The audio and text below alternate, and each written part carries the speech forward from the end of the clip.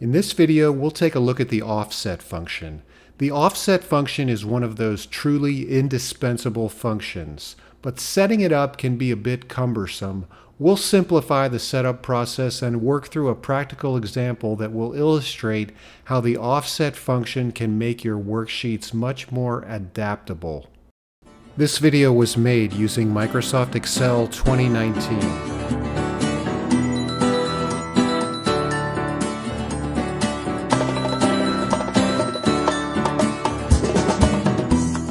The offset function is used to return a reference to a single cell or a block of cells. Let's look at the single cell example first. I'd like to offset to this green cell from this yellow cell using the offset function. How would I do that? Well, the first argument is for the reference. And in this case, that's going to be like your anchor point. And that's going to be my yellow cell here in B3. From there, it asks how many rows up or down and how many columns left or right. And just remember, we always go vertically first and horizontally second.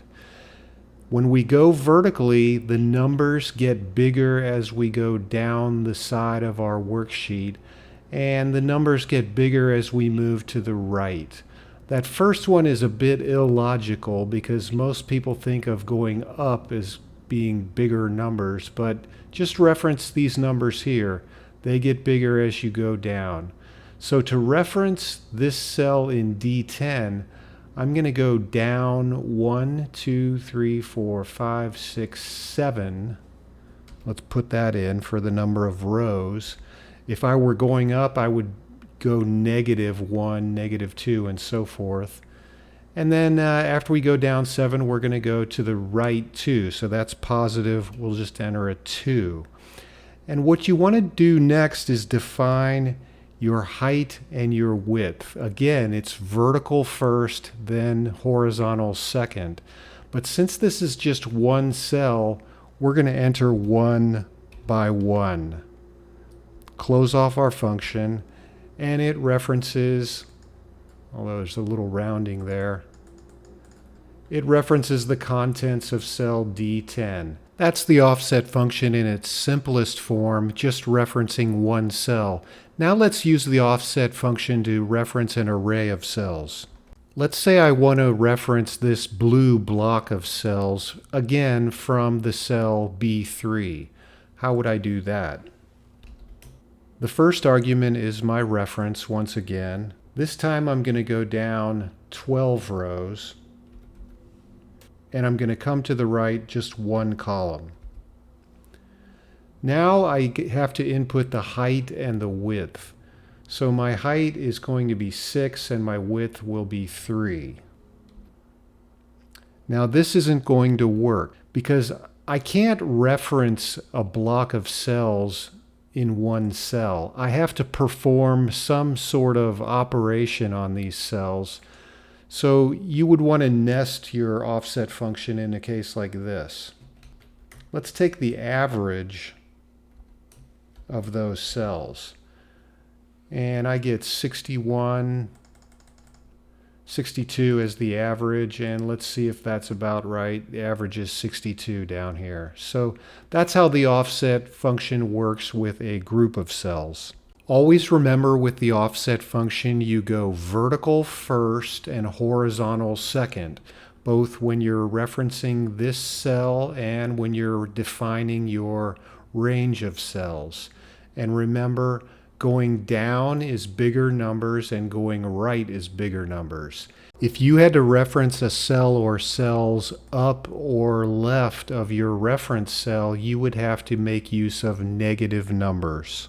To show how to use the offset function in a practical way, I've come up with an example here.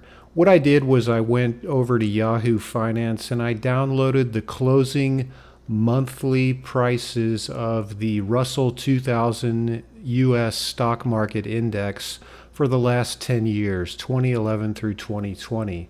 So these are my closing prices, and I plotted them on a chart with the dates across the bottom. What I would like to do is take the moving average and put it on the chart. So I'm going to take a 12-month moving average and populate this cell with it. And let's go ahead and clean that up and autofill it down. To add that series to my chart, let's go over to select data and we'll go ahead and put in a new series. The series name will be right here. Let's take the whole thing. And the series values will be right here.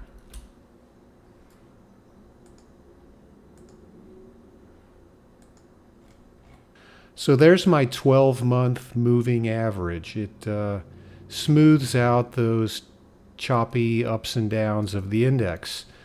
Now, that's all fine and good, but what if I wanted to make this moving average adjustable? And with the click of my mouse and a couple keystrokes, I could change this 12-month moving average to a 3-month moving average or a 6-month moving average, or whatever moving average I choose. How would I do that? You can do this using the offset function. Let's do a little housekeeping here. I'm going to clean that out and I'm going to move my month moving average down here and widen this out a little bit and clear the contents of these cells here. So let's go back up to the top. This cell right here is going to be where I enter my number of months. So let's enter 12. Now you do have to decide what your maximum number of months will be. In my case, I think I'll make it 15 and the minimum will be 2 because you need at least 2 numbers to average together to get a moving average. So you want to do the maximum, which would be 15. Let's go down to row 17, which accounts for these 2 rows. So that's 15 rows down, and we'll enter offset. And I want to reference the group of cells that will go into that moving average. So my reference cell is actually going to be the cell that I'm in right now, which will be H17. I am actually not moving up or down any rows. Here's my last or 15th month in my 15 months. So I'm going to enter a 0 for the rows. And for the columns, I need to enter a -1 because I'm going left 1. For the height and width, the height will be -15 and the width will be 1.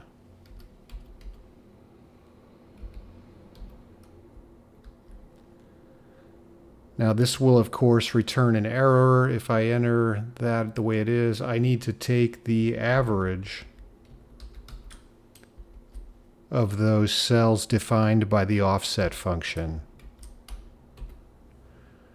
And I get 787.38. Let's see if that's on target, 787.38. So what you need to do now is reference this cell where we input the months in our moving average.